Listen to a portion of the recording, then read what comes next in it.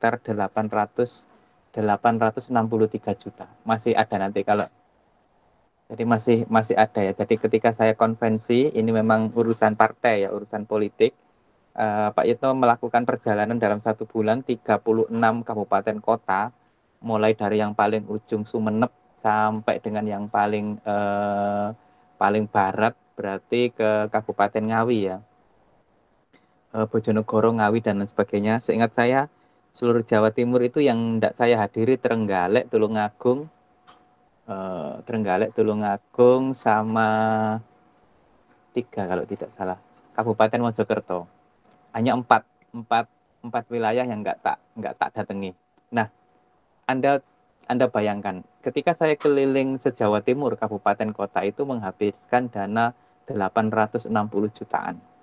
Itu setiap kabupaten kota. Jadi kabupaten kota yang kecamatannya tidak lebih dari 23 kecamatan, itu saya kasih dana sekitar 17 jutaan.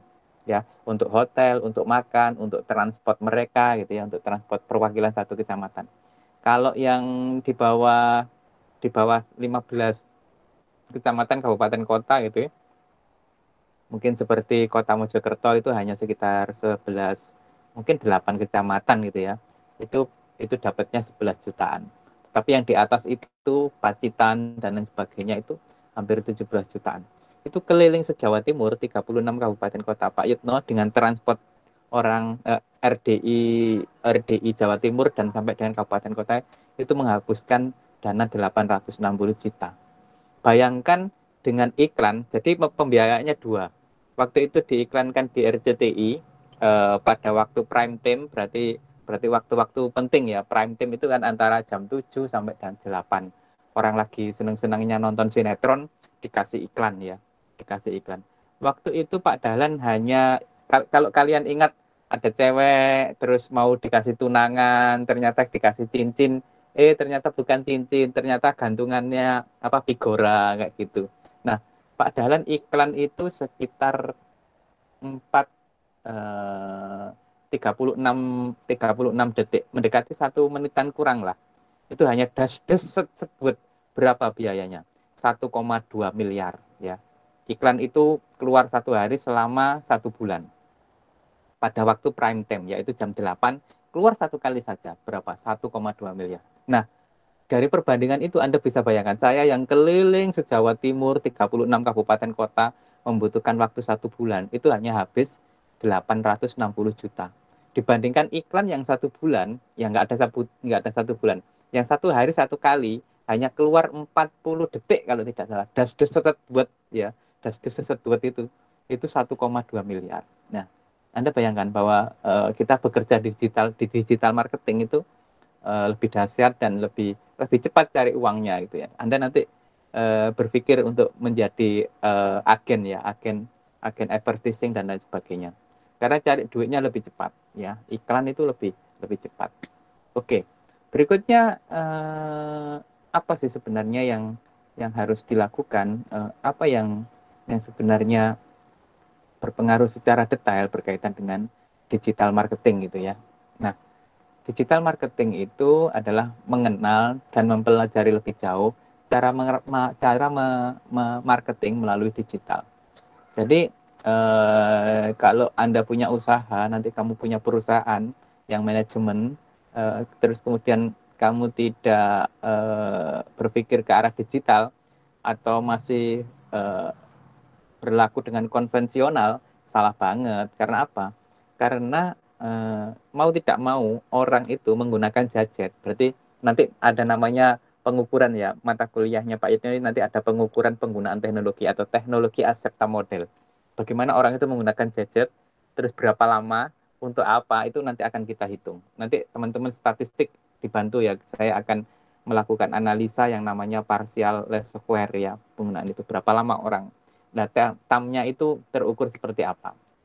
Nah, kebetulan di kelas ini keren ya, ada manajemennya, ada statistiknya, ada olahraganya. Nanti kita akan berpikir lebih jauh bahwa ketika kita menerapkan digital marketing itu untuk apa. Kalian harus berpikir ke sana gitu ya, harus berpikir ke sana. Nah, sebenarnya digital marketing seperti itu, tugasnya adalah memperkenalkan produk melalui proses digital gitu ya. Oke, ini beberapa agensi yang keren gitu ya, yang sudah menguasai Dewan Tas Studio ini, digital agensi ini sudah Pak Yusuf pernah beriklan di sini ketika mempromosikan penerimaan mahasiswa baru beriklan. Tapi lama-lama bisa kami karena mahal ya, karena kontraknya untuk bisa iklan dalam jangka waktu 1 bulan itu 25 juta. Akhirnya setelah pinter, Pak Yitno beriklan sendiri dengan teman-teman di Facebook Ads sama Instagram Ads itu untuk yang jangkauan sekitar 12.000 orang itu 100.000 dalam jangka waktu 3 hari. Jadi kalau sudah mencapai 12.000 orang habis. Kalau dalam 3 hari, jatahnya 3 hari, limitnya 3 hari. Kalau 3 hari tidak mencapai 12.000 ya sudah habis. Artinya dalam 1 hari kok iklan saya sudah meneropong 12.000 orang, ya habis, besok daftar lagi. Nah, itu lebih, setelah saya hitung, setelah saya estimasi lebih lebih murah gitu ya dibandingkan yang lewat sini. Itu kontraknya 25 jutaan, itu mahal banget ya. Jadi dia di Facebook Ads sama Instagram Ads ya, advertising. Jadi memang agensi itu padahal konten kita yang buat, dia hanya mengiklankan saja. Akhirnya kita pelajari sendiri, saya punya Facebook fanpage, akhirnya dipakai untuk itu. Oke, berikutnya kita perkenalkan apa sih sebenarnya yang harus dilakukan ketika kita menjalankan yang namanya konsep digital marketing. Nah, apa ini agak lambat ya? Apa ini saya lambat banget. Bentar. Oke, baru keluar. Oke, saya share lagi.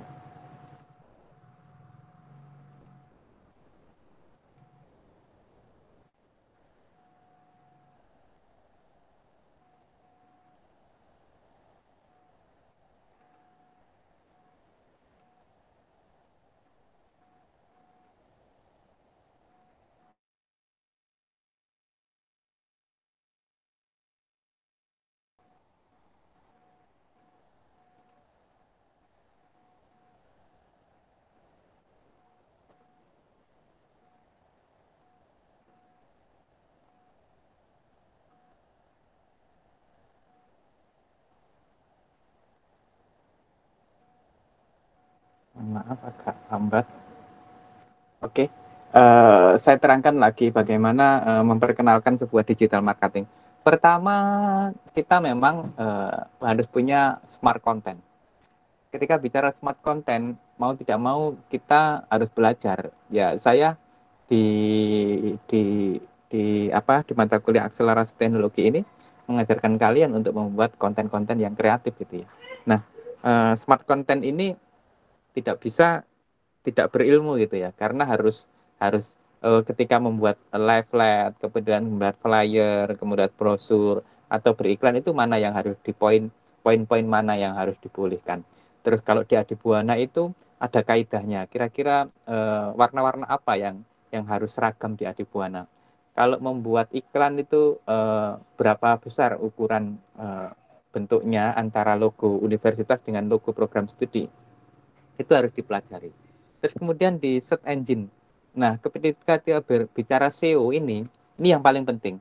Webometrik kita agak sedikit turun karena kemarin perpindahan dari kata Uni Pak SBY menjadi Adibuana. Itu SEO kita turun turun banget gitu ya. Webometrik kita turun karena awal-awal antara tahun 98 sampai dengan 2020 ini, kepemimpinan Pak Rektor sekarang, kita menggunakan, waktu itu masih menggunakan Unipa SBY gitu ya, Unipa Surabaya. Sekarang lebih semua mau kita pindahkan omongannya menjadi Adibuana, Adibuana, Adibuana. Kenapa? Karena kita lagi memiliki 2 kampus di luar Surabaya, yaitu ada di Lamongan dan ada di Blitar. Nah, kalau kita bicara Unipa SBY, mau tidak mau yang kampus di Blitar sama di Lamongan akan seperti apa? Akhirnya kita memperkenalkan branding baru yang namanya Adibuana.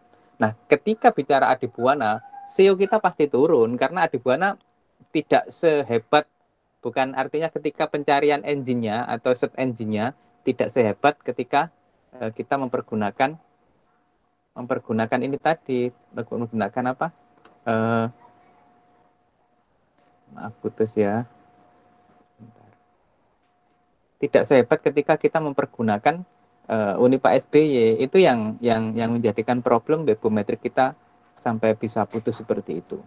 Kendala-kendala seperti itu yang menjadikan kita akhirnya terputus. Nah, proses itulah yang kadang harus kita pelajari lagi. Kita harus mengembalikan bahwa posisi search engine kita harus memperkenalkan lagi. Oleh karena saat ini Pak Yitno ketika menempati pengurusan baru, yaitu di bidang ini ya, di bidang sebentar ininya bermasalah, mohon izin sebentar.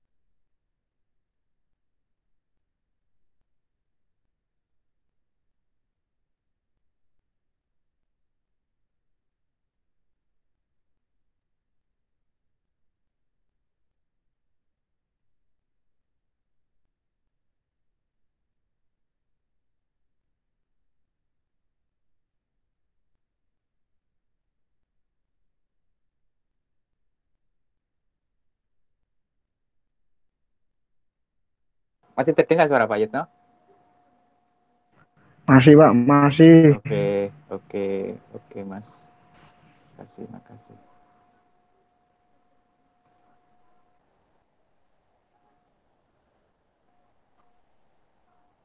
Nah, kita lanjutkan yang ini ya. Jadi, ketika SEO kita turun, karena kita harus memperkenalkan produk baru lagi, dengan nama yang baru lagi, secara otomatis webometrik kita turun. Nah, bagaimana ketika Anda nanti, jadi ketika sudah mempertimbangkan saya mau beriklan, saya mau bikin produk apa gitu ya. Mungkin saya mau bikin roti Jihan Erika gitu ya, produknya seperti itu. Nah, harus dipikirkan, jangan sampai di tengah-tengah kalian Anda sukses, terus kemudian mau ganti branding. Nah, search engine kita atau SEO kita akan turun lagi, tidak diperkenalkan. Berikutnya, berkaitan dengan sosial media. Siapa yang sekarang tidak kenal sosial media ya? Apakah Bapak Ibu sekalian juga sudah dibuatkan Facebook? Saya kira kalau seumuran kalian, Bapak Ibunya pasti juga menggunakan Facebook. Mungkin kalau orang tuanya Pak Yitno sudah enggak gitu. Tapi kalau seorang tua kalian, orang tua kalian pasti masih menggunakan Facebook ya, dengan dengan catatan mamanya siapa, mamanya Erika atau ibunya Erika gitu ya. Tidak nama sendiri, tapi sebenarnya dia itu orang tua kalian yang kalian buatkan Facebook. Nah, sosial media ini menempati posisi saat ini yang paling penting karena apa? Ya mau tidak mau kita sekarang kitabnya gitu ya, seakan-akan kitabnya ke sana kecenderungannya. Nonton TV sudah jarang sekarang orang, kecuali mau nonton iklan Andin atau apa. Tapi kalau YouTube dan lain sebagainya, kita berada pada sisi ini. Berarti memang kita pada era keterbukaan atau pada era sosial media. Jadi mau tidak mau, ini yang harus kita pertimbangkan. Ya kalau kamu punya brand atau produk ya di situ tidak boleh mana artinya mana media yang paling banyak digemari orang. Kalau memang di TV nggak sehebat dengan sosmed ya kita iklannya via sosmed. Orang kan nonton TV sudah jarang. Andaikan saja Adi Buana beriklan di TV ya mungkin yang nonton ya teman-teman dari luar Jawa lebih banyak karena mereka lebih lebih masih hiburannya masih TV. Kalau anak-anak Surabaya mereka sudah cangkruk di kafe, mereka sudah cangkruk di warkop, ngapain nonton TV, kecuali ada bal-balan. Nah, iklan-iklan yang pada saat kita nonton bal-balan dulu ya mahal banget gitu ya. Nah, ketika itu kita lakukan, maka sosial media sebagai salah satu konsep digital marketing yang paling tepat. Tujuannya apa? Lebih tepat ke arah segmentasi target. Jadi, nanti saya tunjukkan bagaimana ada segmennya ya, tidak semua kita mau ke arah mana nanti akan tunjukkan. Kemudian brand awareness product, jadi kesadaran terhadap branding. Anda mungkin kalau sudah iklan, ada iklan seperti sering ya, iklan rokok, terus kemudian iklan black, rokok black yang gambarnya iklan pakai perempuan pakai baju hitam, rok pendek seperti itu ya. Pasti kamu kalau ada iklan di luar, kalau ada promosi sales rokok gitu, pasti kamu tidak beli rokoknya, tapi kamu ngasih uang untuk minta, yang cowok-cowok ini ya, untuk minta nomor PIN BBM-nya gitu ya. Boleh tak minta PIN BBM-nya ya, kayak gitu. Adalah kesadaran brand awareness product. Berarti kita kesadaran terhadap meningkatkan revenue, nilai. Jadi ketika bicara revenue, perusahaan besar itu sudah tidak bicara lagi keuntungan ya. Sudah artinya bos-bos besar ya, kalau selevel kita, skala marketing seperti kita, pasti ngomongkan berapa keuntungannya gitu ya.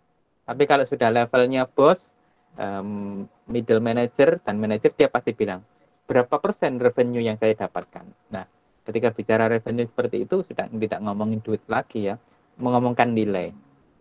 Jadi ada produk itu pokoknya bisa bernilai tinggi dan salesnya juga berjalan dengan baik, keuntungan sedikit tidak apa-apa. Karena dia pengen membanjiri pasar gitu ya, dia harus gambling gitu. Gak apa-apa lah, aku nasi Sidoarjo iklannya rokoknya, pokoknya harus Sidoarjo itu saya buat merah semua, gudang garam merah semuanya. Gak apa-apa lah, rugi didik gak apa-apa lah. Tapi saya harus se-Sidoarjo rokoknya gudang garam merah semuanya. Nah, seperti itu. Nah, itu meningkatkan revenue, itu strategi yang akan kita lakukan seperti itu. Berikutnya adalah promosi cara dahulu, pasang iklan, terus kemudian ada pertanyaan menggunakan angklet dan lain sebagainya. Itu yang dilakukan oleh Nielsen. Tapi itu penting juga karena dia sebagai barometer. Jadi ketika melihat iklan di TV, Anda kan sering kan didatangi Nielsen itu, sebuah lembaga survei gitu yang menanyakan, padahal kamu produk Rexona gitu ya, tanyanya tentang gaji kamu, berapa keluarga yang ditanggung, ukuran rumah berapa, bayar listrik berapa. Itu untuk apa ya, istilahnya seperti umpan balik gitu ya, umpan balik kepada kita. Apakah orang-orang yang melihat iklan ini kategori orang-orang yang pengangguran kayak gitu? Apakah orang-orang yang tertarik dengan iklan ini itu adalah orang-orang yang terpelajar seperti itu? Dia dilihat.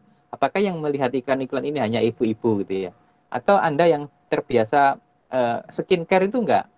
Skincare itu iklan terbesarnya tidak pada TV ya, iklan terbesarnya ada pada TikTok, ada pada ya kalian-kalian yang kena iklan-iklan itu skincare dan lain sebagainya, promo door to door, promo dengan direct marketing ya, indirect marketing seperti itu yang dilakukan.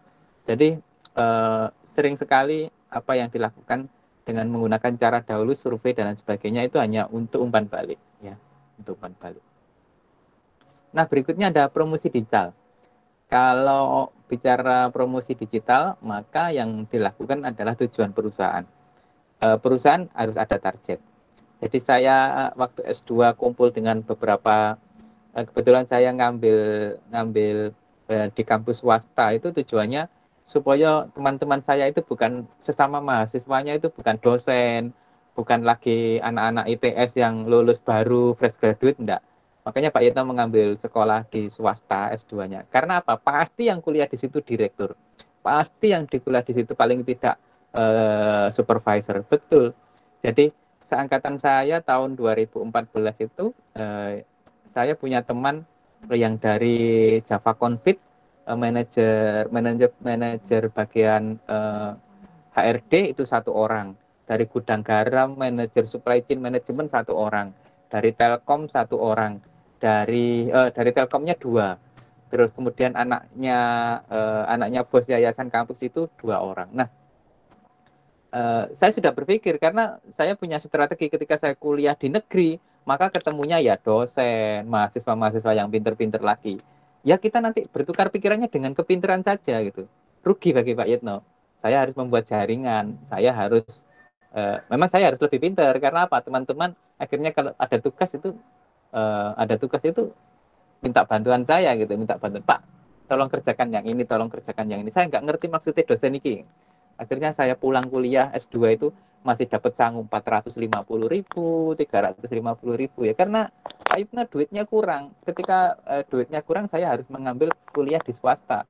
Yang teman-temannya adalah manajer, yang teman-temannya adalah orang-orang. Saya ngecek gitu ya, sebelum masuk saya ngecek, Bu, mohon izin teman-teman saya siapa saja. Ketika teman-teman saya ada yang dari Gudang Garam, ada yang dari Java Confit, ada yang dari MD Media. MD Media itu punyanya Telkom, yang bergerak di bidang iklan, yang punya, kalau Anda ke Surabaya, iklan besar yang ada di samping depan monokromo atau nempel di kalau notok-tok nempel di mana itu, kebun binatang Surabaya, itu perusahaannya teman saya, MD Media di sana ya. Jadi ada di sana. Ya itu yang saya lakukan. Saya harus mencari celah. Kalau kuliah juga pilih-pilih karena S2 juga nggak murah gitu ya. Jadi harus membuat strategi, mencari teman yang di bidang marketing, yang manajer, yang supervisor, yang duitnya akeh gitu ya. Yang nggak pinter-pinter tapi duitnya akeh. Yang kalau ada tugas nggak minta bantuan ya, itu biar saya dapat sangu kalau kuliah ya. Seperti itu. Alhamdulillah ya, memang benar, strategi saya benar gitu ya. Oke, bagaimana memulainya? Kalau memang itu itansi, kalau memang perusahaan Anda sudah settle, perusahaan Anda sudah memiliki nama, ya dibuatkan website sebagai rumah promosi. Untuk apa? Website itu kan sebenarnya tempat company profile ya, company profile perusahaan kita. Di website itu kita akan tahu sejarahnya, siapa pengurusnya, dan lain sebagainya. Uh, Memang harus, dan itu mungkin Anda membuat websitenya dalam bentuk apa, terus kemudian franchise atau apa, usahanya waralaba atau apa, harus dibuatkan website. Kemudian buatlah strategi.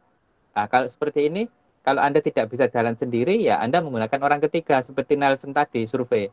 Pak, kalau aku nanti produknya berupa roti bakar, siapa pesaingku? Oh, sudah banyak, Pak. Orang kan ada substitusi. Roti bakar itu kan, kalau orang tidak suka terang bulan, ya dia makan roti bakar kayak begitu. Teman-teman teknik industri itu, waktu saya ngajar pengantar ekonomi, saya ajari bagaimana membuat produk. Akhirnya ada macam-macam roti gitu ya, roti sepiku kenangan mantan kayak gitu ya. Jadi ada sepiku kenangan mantan, itu produknya anak-anak teknik industri itu. Terus kemudian manajemen yang punya itu alumni kita itu yang sekarang punya minuman yang dipakai pemkot untuk sinsi yang sinom daun sinom, itu yang sinom daun, itu yang sinsi itu ya. Jadi itu produknya alumni anak Unipa. Banyak anak-anak Unipa yang dari manajemen, dari TI itu punya usaha.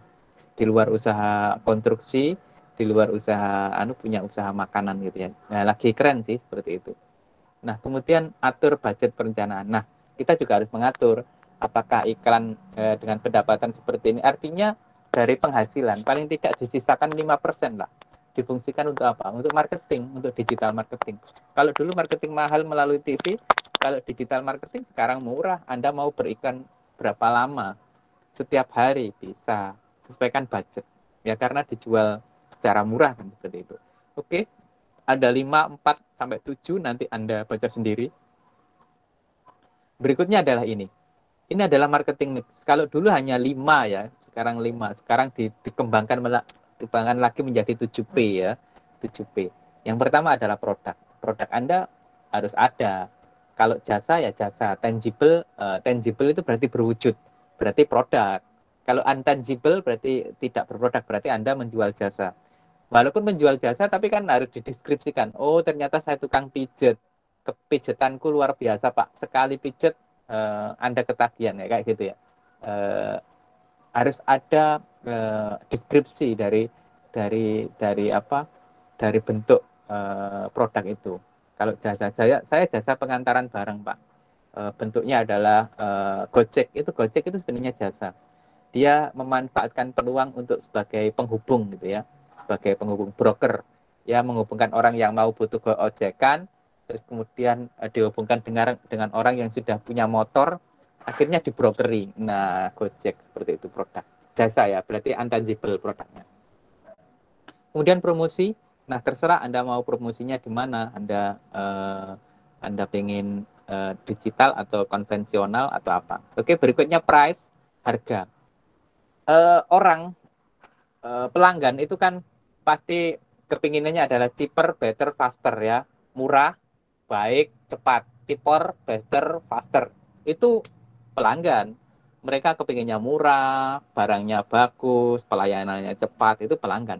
Nah, kita bisa menggunakan analisis quality function deployment. Nanti yang statistik coba dicari. Apakah analisis QFD fungsinya untuk apa? Untuk mengukur ketika konsumen keinginannya ini, QFD-nya mampu nggak kita sebagai produsen untuk melayani. Nah, analisis itu, QFD itu dipakai untuk itu. Oh, ternyata kalau konsumen pengen 5.000 berarti produknya seperti ini. Kalau konsumen pengen 8.000 produknya seperti ini. Kalau konsumen bisa beli 12.000 produknya seperti ini. Tapi kan kita pengen mencari yang middle, menengah. Oh, semua konsumen, ketiga konsumen ini bisa beli produk saya. Nah, kualitasnya dicocokkan, warnanya dicocokkan. Ya, karena tadi konsumen pengen cepat, murah, dan bagus. Ya, kita menyesuaikan. Seperti itu.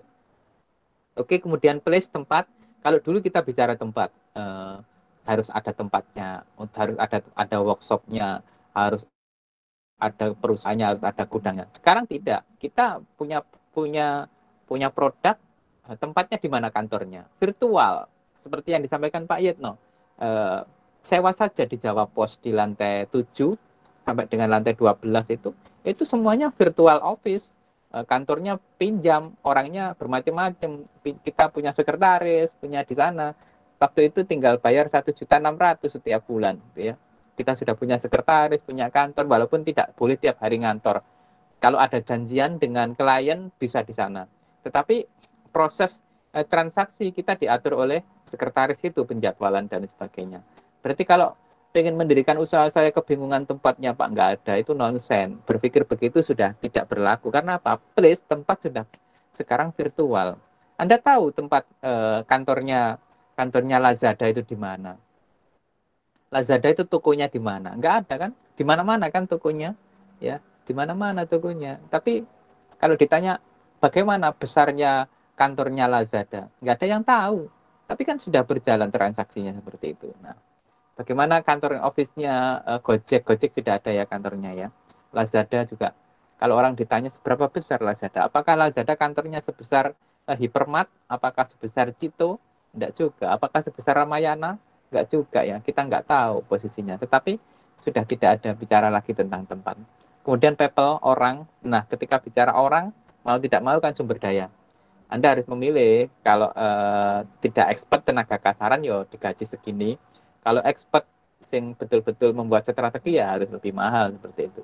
Jadi harus memastikan ada biaya overhead pabrik, ada biaya produksi. Overhead pabrik itu biasanya untuk menggaji listrik, menggaji tempat, pajak, terus kemudian orang-orang yang spesial seperti mandor dan sebagainya, kan dia tidak berdasarkan pembiayaannya, tidak berdasarkan produk, tetapi berdasarkan head overhead ya, berarti overhead pabrik. Nanti yang manajemen dipelajari ya overhead pabrik. Jadi biaya-biaya yang seperti itu harus diklasifikasi. Kemudian 5P tadi ditambah 2P, proses dan physical evidence, yaitu lingkungan. Nah, di proses ini yang sangat sulit karena kita harus tahu supply chain management, mengatur sirkulasi suplai barang, mengatur sirkulasi pengiriman barang, mengatur sirkulasi bahan dan sebagainya. Nah, proses ini sebenarnya yang lebih lama ya, oleh karena itu strategi 5P dirubah menjadi strategi 7P. Salah satunya adalah proses dan lingkungan fisik. Seperti yang disampaikan Pak Yetno dulu, kalau kamu ingin mendirikan klub malam dan lain sebagainya, ya jangan mendirikan di Jombang, jangan mendirikan di sekitar Tebuireng, besok dibong barang pondokan ya. Karena ya jangan disamakan dengan mendirikan hiburan malam di Bali dan sebagainya gitu ya. Ya mereka harus physical evidence, harus melihat lingkungan fisik dan lain sebagainya. Nah, seperti itu ya. Terus kamu mendirikan pabrik sarung, ya jangan di sini ya, milih di Gresik yang dekat pondok dan sebagainya. Itu harus dipelajari. Oke. Kemudian digital marketing, ini tadi ya artinya yang diterangkan Pak Yetno tadi diringkas. bagaimana sosial marketing, konten marketing, punya website, punya afiliasi marketing, jadi kecerdasannya dibangun, punya inbound marketing, punya marketing otomatis, kemudian ada email marketing, semuanya dibuat untuk apa? Untuk mengklasifikasi apakah iklan-iklan yang kita buat itu efektifnya di mana? Apakah melalui website, apakah melalui email, apakah cukup melalui sosial media, seperti itu. Itu yang harus dilakukan gitu ya. Oke, bagaimana dengan Facebook advertising? Ini adalah contoh-contoh iklan ya. Jadi ketika kita menggunakan Facebook advertising, apa yang dilakukan? Facebook Ad adalah membahas tentang apa itu Facebook Ad, adalah sebuah layanan yang disediakan oleh Facebook untuk menemukan orang yang tepat, menarik perhatian mereka, dan mendapatkan hasil melalui iklan. Nah, ketika Facebook Ad itu akan memilih, kamu pengen segmennya adalah orang dengan usia 8 sampai 12 tahun.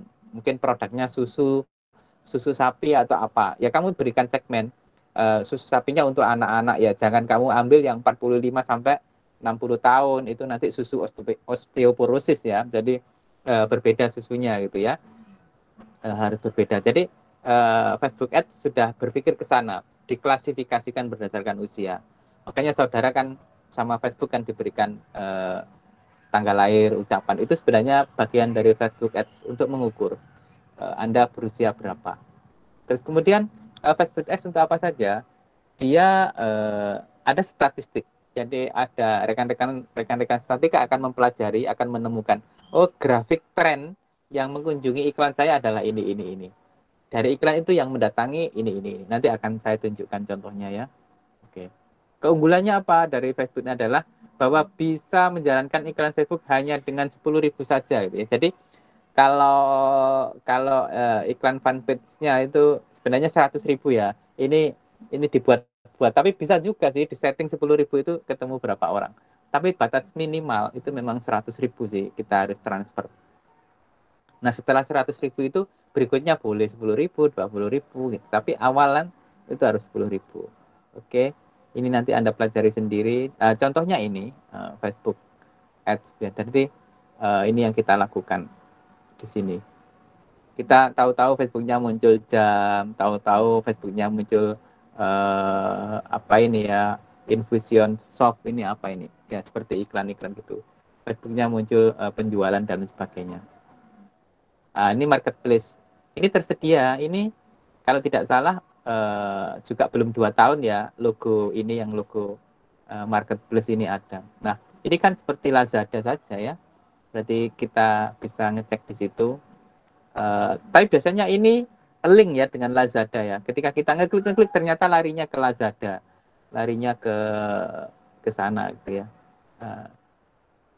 Ya dia sebenarnya dia Lazada sih. Cuma di Facebook itu supaya orang yang terbiasa Facebook, nyari-nyari iseng langsung ke sana kayak gitu ya. Harganya sama dengan Lazada sama. Nah, ini yang dilakukan oleh Adebuana menggunakan Funspec, berarti dia harus memiliki konten, harus punya official, berarti kami punya Adebuana official itu. Tujuannya untuk apa? Selain untuk memberikan informasi kepada saudara, juga digunakan untuk iklan. Salah satunya adalah ini contoh iklannya. Ya. Nah, ini Facebook Ads ya. Ini Facebook Ads-nya Adebuana. Ini Facebook fanpage-nya Teknik Industri beriklan. Berapa jangkauannya ya, untuk jangkauan orang 3.228, interaksi postingan 1.189. Waktu itu Pak Yetno mengiklankan untuk yang 100.000 berlaku 3 hari untuk 12.000 orang. Nah ini terjangkau 3.228.000. Nah ketika anak Adebuana seperti Pak Yetno yang teman rekannya sudah 4.000 orang gitu ya, sudah 4.000 orang, maka yang terserang iklannya Pak Yitno adalah teman-teman Pak Yitno ya. Jadi ketika Pak Yitno nge-like di fanpage itu, rekan-rekan Pak Yitno terserang oleh ini. Bukan teman yang di Facebook ya, rugi. Jadi bukan temannya universitas ini, bukan. Teman-teman Pak Yitno ketika Pak Yitno menyukai ini, sekali saja disukai, maka rekan-rekan Pak Yitno akan terpapar oleh iklan ini. Berarti dijangkau dalam hari ini, hasil iklan ini 3.228 orang. Itu terpapar iklannya masuk di dinding mereka. Kemudian yang berinteraksi 1.000. Jadi ada orang yang 3.000 itu yang kemudian lanjut selengkapnya ini. Ini kalau diklik selengkapnya ini kan lari ke website menuju ke PNB. Nah, dia itu ada 1.189 orang yang melanjutkan, artinya dari 3.000 ini 1.000 orangan yang melanjutkan. Ada yang iklan ya diabaikan, mungkin tidak di-like, ya nggak apa-apa, tapi dia dia paling tidak tahu, oh ternyata di Adibuana ada program studi biologi kayak begitu. Terus di sini ternyata ternyata rame ya, ini kemarin untuk nggupui gitu ya. Berarti ketika kita membuat fanpage ada promosi apa enggak buat promosi. Kalau promosi yang iklan tadi mau yang 100.000 atau yang 200.000 untuk 7 hari, kalau 100.000 untuk 3 hari dengan jangkauan 12.000 orang gitu ya. Oke. Nah ini biasanya saya klik promosi maka keluarannya seperti ini, dia laporan setiap hari. Oke, seperti itu. Nah, bagaimana dengan Instagram Ads? Hampir sama dengan Facebook Ads ya, Facebook fanpage. Dia luarannya juga sama. Nah, ini hampir habis menggunakan, artinya ketika iklan 3 hari 14.770. Ini video biasanya kalau seperti ini. Berarti true play, dia yang melihat mengplay video saya itu sebanyak 1.291. Tapi orang bukan mengplay ya. Video saya masuk ke ke penonton itu 14.000 penonton. 14.371 orang. Terus kemudian yang play melanjutkan klik selengkapnya berarti masuk ke website, ngecek PMB, dan mungkin kalian dulu waktu kenal Adibuana juga kena iklannya dari Facebook atau Instagram kami, itu berarti Anda play ke sini itu 1.291.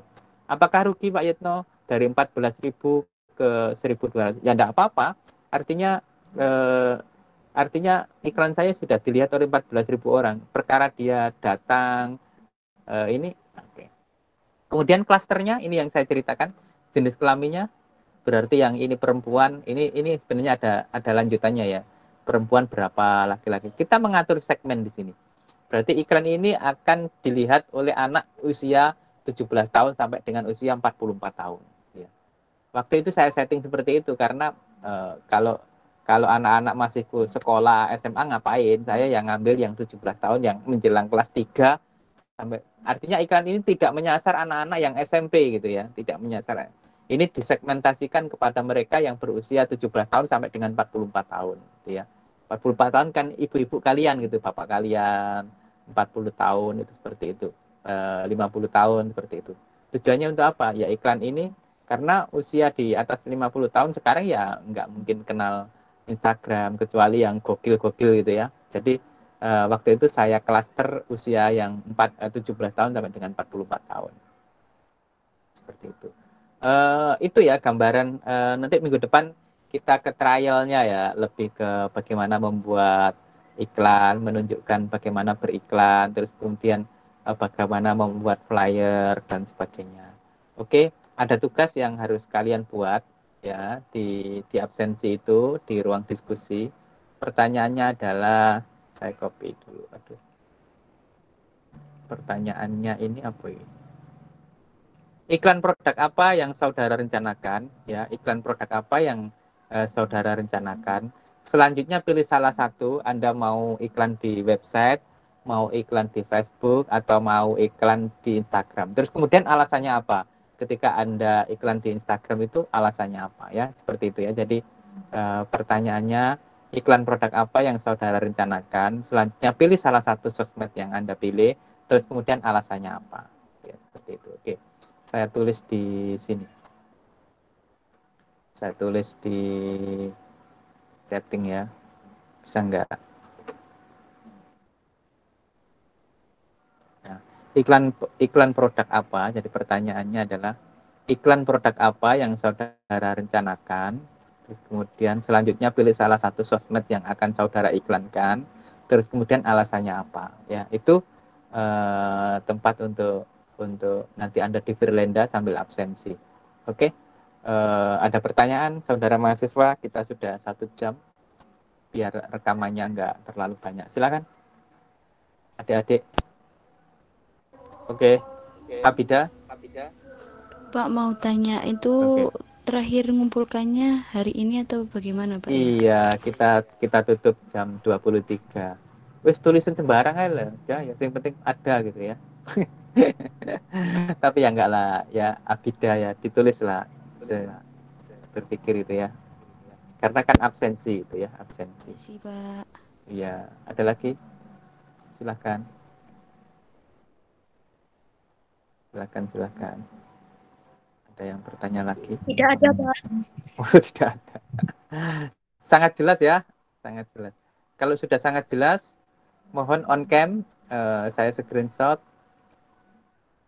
Bisa nggak on cam? Semua izin biar saya ada laporan. Wah, ada yang masih di mobil ini ya, Mas Dimas ya.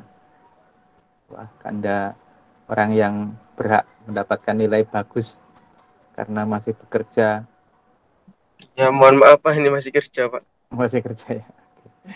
Nggak apa-apa, teman-teman. Oke, on cam semua ya. LK.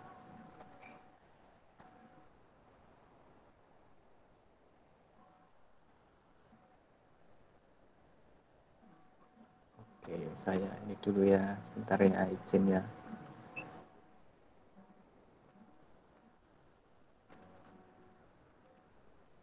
Pak, sinyal saya jelek.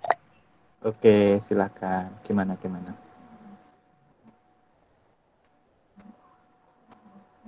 Oke, sebentar ya.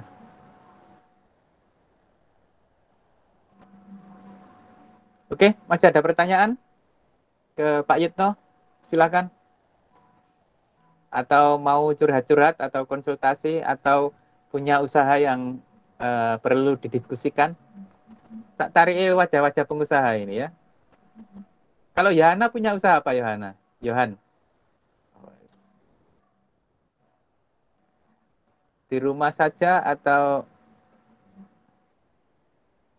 orang tua punya usaha? Apa Yohan? Iya, Punya usaha apa kamu di rumah? kalau enggak Pak, kalau saya bekerja Oh, bekerja di mana? di distributor coklat. Oh, gitu ya. Wah, Ya, supply chain-nya bagus ya. Berarti pengaturan. Kalau di sana kayak apa proses pengiriman produknya? Fish in, fish out atau apa? Tahu ngerti nggak fish in, fish out? Berarti barang yang dari pabrik duluan, maka dia harus keluar duluan, nggak begitu? Nggak. iya, Iya, iya fish Pak. in, Jadi fish out yang yang Vivo ya, pakai Vivo ya. ya, yang ED dekat harus keluar dulu gitu Uh, biasanya. ada penggudangan nggak? Proses penggudangannya? Proses penggudangan yang seperti apa itu Pak? Dari distributor, uh, Mm-mm. perlu digudangkan lagi apa enggak? Langsung atau Ya, pengiriman atau digudangkan lagi digudangkan dulu? dulu. Ya, Hmm. Pabriknya di mana sih? pabriknya atau gudangnya Distributornya. Ya, distributornya, di gudangnya. iya, di Tandes. Oh, di Tandes ya, sekitaran Tandes. Iya, Ya, itu wilayah gudang-gudang banyak di sana ya. iya. Iya, iya. Oke, ada lagi yang mau ditanyakan selain Johan? Saya pilih secara acak ini. Dera, kamu punya usaha apa, Dera? Atau bekerja? Saya tidak punya usaha, Pak. Saya bekerja. Bekerja di mana di tempat kerjanya? Saya jaga toko camilan, Pak. Oh, kayak gitu. Ya. Sama dong, distribusi juga dong, kayak yang dilakukan Johan. Kapasitas berapa maksudnya transaksi berapa juta dalam satu hari? Satu hari itu biasanya 2 jutaan. Estimasinya 2 jutaan ya? Iya, Seluruh all product ya? iya, Oke, keren. Semangat ya. Mudah-mudahan lulus punya toko sendiri ya. iya, amin. Oh, harus. Masa mau Iya, saya nanti akan menjadi akuntan yang bagus Pak, ya rugi. Kalau kuliah begitu diploma, kalau sarjana ya harus punya, insya Allah lulus punya usaha sendiri gitu. Oke, Rahmat, kalau kamu apa, Mas Rahmat? Saya pegawai, Pak. Waduh, pegawai di mana? Kayak gudang makanan frozen. Oh ya Frozennya tapi gitu. yang kayak ikan, udang. Oh, ya. Itu ya, kemasan semua ya. Bener. Yang sering rusak apa yang menjadi problem biasanya? Makan. Sering rusak Enggak sih Pak, enggak ada. Enggak ya, enggak ya. Nah, cuman Kendala di kendalanya mana ya Mas Randy? mungkin kalau dari supplier bersihnya Hmm. kurang anu, biasanya kayak berek gitu ya. Berek itu apa ya bahasa Indonesia? Ya kayak gitu lah Pak. Rewel Mas, rewel. Seneng saya. Saya kuliah itu ya, artinya saya kuliah itu paling senang itu di kelas malam dibandingkan kelas pagi. Kalau tidak ngomong tentang usaha dan sebagainya itu, kelas pagi itu vakum gitu ya, nggak isok guyon karena mereka tidak bekerja gitu ya. Oh, Beda dengan kalian yang bekerja gitu. Jadi eh, saya memang nggak segan-segan memberikan nilai baik di kelas malam karena kita bertukar pikiran bener gitu ya. Jadi kendala di perusahaan itu ada, terus kemudian distribusi itu ada. Kelas pagi kalau tidak ngomong gitu ya, kadang itu nggak nyaut belas itu. Ya kita bilang fish in fish out kayak begitu, penggudangannya kayak apa itu nggak ada yang nyaut juga. Oke, ada yang masih bekerja di distribusi juga. Kayaknya kok satu kelas Saya mantan distribusi Pak semua. dulu. Rizka apa Saya Rizka? saya barusan resign dari perusahaan baja, Pak, distributor Loh, baja iya ta? Di mana? Di sepatu mana? Indo tambah. di Kota Sepatindo. Baru Dengar Gresik, Pak. Apa perusahaannya? Namanya? J Kastil, Pak. Oh, JK Steel ya. Iya. Itu produksi baja mentahnya atau sudah apa? Anu produk kedua. Mungkin pembuatan produk gitu. Karena kan ada Ispatindo yang memproduksi baja utuhnya. Kalau Seperti apa? kalau di tempat dulu saya pernah kerja itu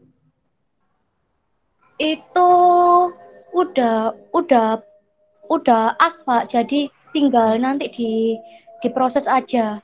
Oh iya. Jadi Kiri dipotong-potong butuh dipotong-potong kebutuhan ya. materialnya berapa milimeter, berapa ratus piece gitu Oh gitu. untuk pembuatan gear. Produk luarannya berupa apa sih Mbak Rizka? Produk luarannya itu berupa ashat chrome, terus habis itu Oh. wear plate, iya, terus habis itu udah sama itu Pak, nerima head treatment untuk Oh, head pemanasan. treatment ya untuk dipanaskan Iya, lagi ya. Jadi iya betul. pengerasan lagi ya. Wah, keren itu. Iya. Sampai nggak dromos loh pabrik Itu Pak. Oh, panas loh pabrik ini head treatment loh ya. Jadi artinya baja itu yang kurang keras. Jadi kan beberapa baja yang dibutuhkan untuk apa itu dia dikeraskan lagi, ditambahi karbon dan lain sebagainya. Wah, di treatment lagi. Kamu di bagian apa Mbak Rizka? Saya di administrasi. Oh, di Tunggu. administrasi ya. Nah, Makanya jadi kok nggak katut gosong gitu ya, kamu tetap cantik gitu ya, berarti di admin ya. Oke. iya Pak, tapi mumet Pak. Karena anu ya nilainya besar ya, keliru titik ya anu ya, Iya. uangnya Tapi besar saya uangnya. sudah resign, Pak. Kenapa? Saya sudah resign kemarin. Oh, sudah resign ya. Ya mudah-mudahan dapat job baru lagi ya. Iya. Oke. Terima kasih. Iya, Mbak Rizka, ada lagi yang mau cerita-cerita tentang perusahaannya? Kalau ada penawaran dari bos, apakah kamu bisa memajukan perusahaan ini? Bisa gitu ya, jangan ditolak ya. Bisa Pak. Insya Allah 5 tahun perusahaan ini akan maju.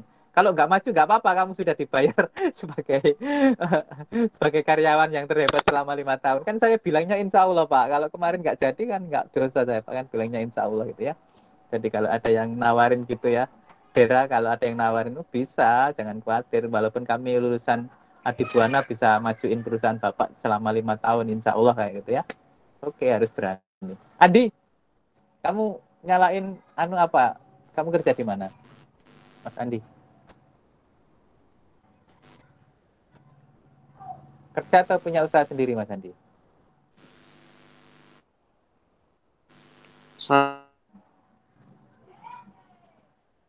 Belum keluar suaranya Mas Andi.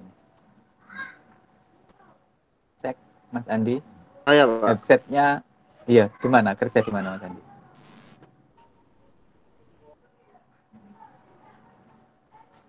Nggak kerungu ya. Mungkin Iya, terhalang langsung nggak sinyal, apa-apa. Pak. Oke, saya mau tanya yang olahraga. Siapa yang olahraga tadi? Program studi olahraga.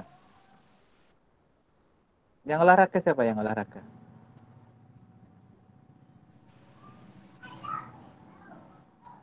Yang program studinya olahraga? Yang statistik? Natasha. Saya, Pak. Natasha. Iya, Natasha kuliah saja atau sambil kerja, Natasha? sambil kerja, Pak. Berarti kamu memang kuliah malam ya? Mengambil kuliahnya juga malam juga di statistik? Iya, ambil malam. Ambil malam. Satu kelas berapa orang, Natasha, kamu? Angkatan 2020 ini. Kalau kelas kalau kelas malam cuma 2 orang, Pak. Dua orang ya. Ilmunya sulit. Sudah diajar sama Pak Gangga? Belum? Pernah? Oh, belum, Pak. Belum. Oh, belum ya. Itu teman saya sekarang lagi kuliah di Taiwan itu ya. Saya juga pengen ke sana tapi ternyata nggak boleh sama keluarga. Ada Pak Gangga, ada siapa ya statistik itu? Diajar siapa saja? Asli yang dosen statistik. Prof Pungki ya? Belum. Itu, Pak Ato, terus Oh iya, Pak Bu Atila ya. Artanti. Oh, Pak Atila kan ngajar sama dengan Pak Yitno, ngajar akselerasi. Nggak Iya, dapat ya, Pak. Oh, Iya. gitu ya. Ya, oke, semangat 2 orang loh, Rek. Kari mau lurus tolek Iya, diajar Pak. ya. Minta di kantin saja kalau 2 orang. Jangan masuk kelas. Pak di kantinnya Pak omong-omongan kayak gitu ya. 2 orang. Nggak pernah gabung dengan kelas malam ya. Kelas yang lain, angkatan yang lain belum ya? Belum. Oh iya, Pak. Oke. Olivia, kamu di mana? Kerja di mana? Kuliah saja atau Kalau kalau saya kuliah tapi sambil ngelatih. sambil apa?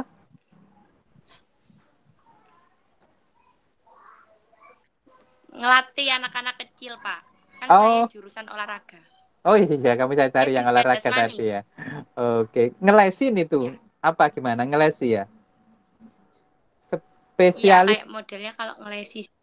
spesialis kamu apa di olahraga? Bulu tangkis. Oh, bulu tangkis ya. Sudah pernah turnamen dan menjuarai apa? Kalau yang terbesar itu cuma tingkat nasional di Pertamina Surabaya. Oh gitu. Kamu mewakili Pertamina ya waktu itu? Bukan, waktu itu saya di Jaya Raya Jakarta. Oh, gitu ya. Keren. Kamu lulus SMA langsung kuliah atau nunda dulu di pelatnas? Lulus SMA langsung kuliah ya, oke ya. Waktu SMA tidak sampai di pelatnas. Oh, nggak sampai ke pelatnas ya. Ya, nanti di Unipa harus sampai ke pelatnas ya. Kalau kamu lolos pelatnas, Ya. walaupun kuliahnya Pak Yitno nggak dapat, tetap tak kasih nilai kamu ya. Tapi harus lolos pelatnas dulu ya, harus lolos pelatnas dulu aturannya. Nggak apa-apa kan, merdeka belajar. Kamu kuliahnya nggak perlu ketemu saya, yang penting laporan Pak saya lagi di pelatnas Pak, kayak gitu ya. Ya kita memang merdeka belajar. Oke. Iya, doain. Ya, tak doain ya. Oke. Sudah manajemen, sudah statistik, sudah olahraga. Kelas kita keren. Ada yang mau ditanyakan lagi? Ternyata kita ngelantur sampai lebih dari 5 menit. Terima kasih. Tetap semangat dan kalian harus jadi orang sukses. Yang penting memang di perkuliahan seperti ini aktif di Firlenda dan lain sebagainya ya. Kalau perkuliahannya Pak Yitno dibuat hiburan saja, nambah-nambah pengetahuan. Oke. Nggak ada yang sulit di perkuliahannya Pak Yitno ya. Oke. Terima kasih. Kalau tidak ada pertanyaan saya tutup. Kalian segera ngisi di Firlenda. Wassalamualaikum warahmatullahi wabarakatuh. Waalaikumsalam Terima kasih, warahmatullahi Pak. wabarakatuh. Ya, sama-sama.